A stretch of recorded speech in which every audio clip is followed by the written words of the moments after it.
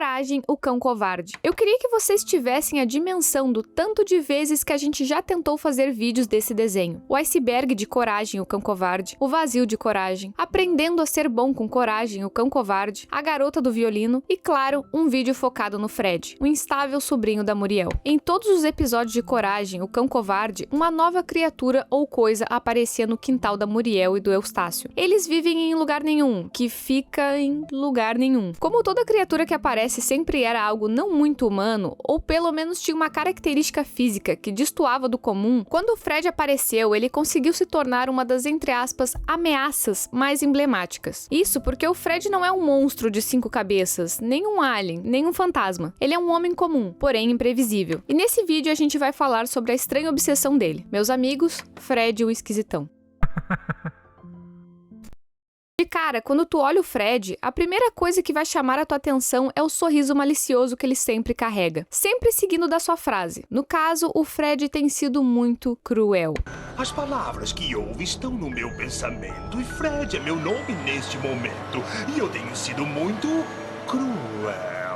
Isso é nostálgico demais. Tudo que o Fred vai falar, ele sempre fala rimando. Nunca nenhuma frase sai da boca dele sem uma prosa. Isso é estranhamente legal. Sei lá, me passa uma ideia de algum tipo de mania. E isso, para um personagem claramente instável, ajuda muito na construção da imersão. Como eu já citei, o Fred é sobrinho da Muriel. E nesse episódio, ele tá indo visitar a Muriel. E a gente já sente que ele não é boa pessoa quando a gente vê a nuance entre a Muriel esperando a chegada dele e o Eustácio com Coragem esperando. Isso porque a Muriel tá arrumando a mesa e ela fala que não vê a hora do Fred chegar. Enquanto isso, o Eustácio e o Coragem estão arrumando a tranca da porta do banheiro, enquanto resmungam que não querem aquele maluco na casa deles. Se tu tá se perguntando o porquê eles estavam tentando botar uma tranca enorme no banheiro, vocês já vão entender. Quando o Fred enfim chega na casa, a Muriel recebe ele e já o apresenta para o Coragem. Amando da Muriel, o Coragem se senta ao lado do Fred. Aquela coisa de mãe, tipo, vem fazer sala pras visitas. Nessa hora, o Eustácio desce do segundo andar, dizendo que a tranca da porta do banheiro tá emperrada e que ele teria que comprar uma peça à parte numa ferragem. E muita atenção no que ele fala em seguida, abre aspas, não fechem a porta. Se fecharem, vocês não vão conseguir abrir. Antes dele sair, ele se senta ao lado do Fred pra dar oi. E é nessa hora que o Coragem nota um bracelete no pulso dele, deixando claro que ele estava internado em um local chamado Lar dos Barbeiros Malucos. Ok. A Muriel mora em lugar nenhum. E, bom, um lugar chamado Lugar Nenhum não deve ficar perto de nada. E é bem isso mesmo. É citado que o Fred ficou muito tempo no ônibus. E para relaxar a fadiga da viagem, a Muriel dá a ideia do Fred ir tomar um banho. E ele aceita. A Muriel pede para que Coragem leve ele até o banheiro. E depois de uma leve resistência, ele aceita fazer isso. Quando os dois sobem as escadas, a Muriel lembra que não deu as toalhas para ele e pede para que o Eustácio leve. E o Eustácio, como um belo cuzão, bate a porta do banheiro com o Fred e o Coragem dentro. Ele literalmente disse para não fecharem a porta, porque se fizessem não teria como abrir. Aí vai lá ele mesmo e faz isso. Tá, né? Preso dentro do banheiro, o Coragem não tem para onde fugir. E nisso, o Fred consegue enfim ser cruel. É um tanto quanto estranho o tom e o sentido que o programa tenta dar para essa palavra. E eu vou explicar. Enquanto presos, o Fred vai explicar pro Coragem da onde vem e qual a sua tara. Quando ele cita estar cruel ou se sentindo cruel, isso quer dizer que o seu desejo tá florescendo. E qual que é esse desejo? Cabelo. Ele sente prazer em cabelo. E em cortar cabelo. E cara, isso aqui envelheceu muito mal. Ele cita que quando ele era criança, ele ganhou um hamster de pelagem rosa. E que ele nunca se sentiu tão cruel na vida inteira. Ele cortou todo o pelo do hamster. E sei lá o que ele fez com o pelo ou com o hamster. A parada fica estranha pra mim, porque ele fala isso como se ele sentisse tesão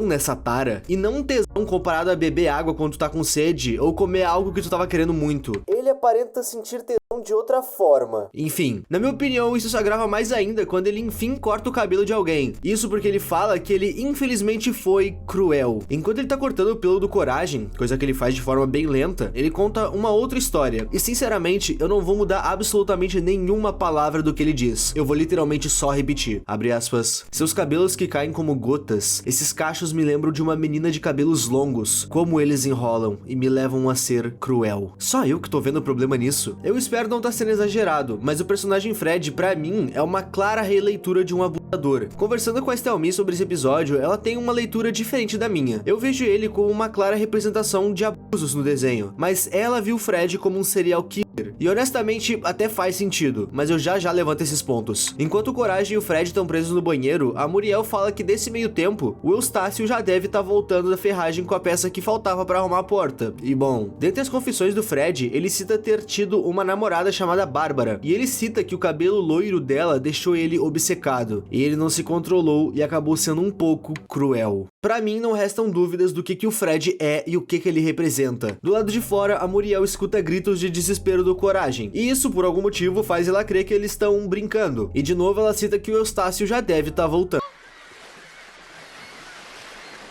Enquanto o Fred tenta alimentar o Coragem com a comida que a Muriel passou por debaixo da porta, o Coragem tenta ligar pro número que tinha no bracelete do Fred. Vendo que ele não ia conseguir ligar naquela hora, ele arranca o bracelete do Fred pra tentar ligar no momento que ele não esteja vendo. E nesse meio tempo, o Fred vai nos contar outra de suas histórias. Ele conta de quando ele ainda tinha uma barbearia, e um cliente com muito cabelo e muita barba entrou. E isso fascina o Fred no mesmo instante que ele bate o olho no cliente. E aí vem uma das cenas mais estranhas desse episódio. O cliente fala com todas as letras. Dá uma paradinha aqui, amigo. Porém, o Fred cita que vendo todo aquele cabelo, ele não poderia evitar de ser cruel. E olha a expressão que esse cara tá. Isso é genuinamente assustador. Enquanto ele conta isso, ele termina de cortar a pelagem do Coragem, que até o momento só tinha restado da cintura pra baixo. E é nessa hora que ele solta o Coragem que o cachorro aproveita pra ligar pro número da onde o Fred fugiu. E antes que tu pergunte aonde tá o Eustácio,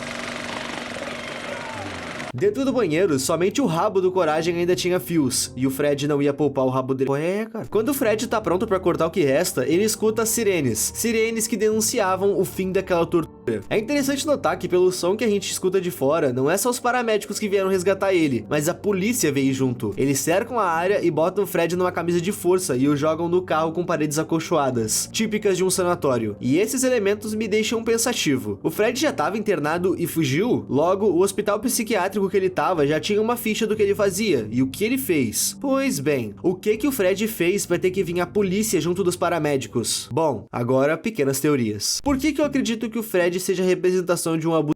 Simplesmente pelo modo que ele fala das suas vítimas. Ele deixa claro saber que ele tá errado. E a gente nota isso quando ele fala coisas como, infelizmente eu fui cruel. Mas ele fala isso com uma cara de, opa, fiz besteira, mas eu gostei disso. Fora que ele fala as coisas com um certo gosto na voz. Sei lá, é o tipo de coisa que tu não notaria sendo criança. E bom, o porquê que Estão me acha que ele é um serial killer ao invés de um abusador? Tem dois pontos que realmente fazem sentido nessa interpretação. Primeiro, a sua primeira vítima foi seu bichinho de estimação. E cara, se tu viu qualquer documentário sobre serial killers, tu vai saber que sempre começa com animais. A primeira vítima de um assassino normalmente é um animal de pequeno porte. Segundo ponto, uma coisa comum entre serial killers é deixar uma marca. Normalmente o serial killer quer a fama de tal ato. Eles deixam pistas para investigações. Eles querem que as pessoas sintam medo de alguém que anda fazendo uma chacina por aí, por isso as marcas. Elas são pistas propositais, coisa que o Fred deixa em quem ele é cruel. E a gente pode ver isso no final do episódio. Ele deixa uma marca no corpo do Coragem antes de ir embora. Depois desse episódio, o Fred fez algumas pequenas aparições no desenho, mas nunca era algo como um personagem real da trama. Era sempre apenas uma recapitulação ou um flashback do Coragem. Eu acredito que tenha ficado um certo clima na Cartoon Network em relação a esse episódio e esse personagem, porque, sinceramente, pra tu não enxergar o quão sugestivo o Fred e o esquisitão é só tu sendo criança mesmo. Muito obrigado por assistir esse vídeo até aqui, o meu nome é Ipe e tchau!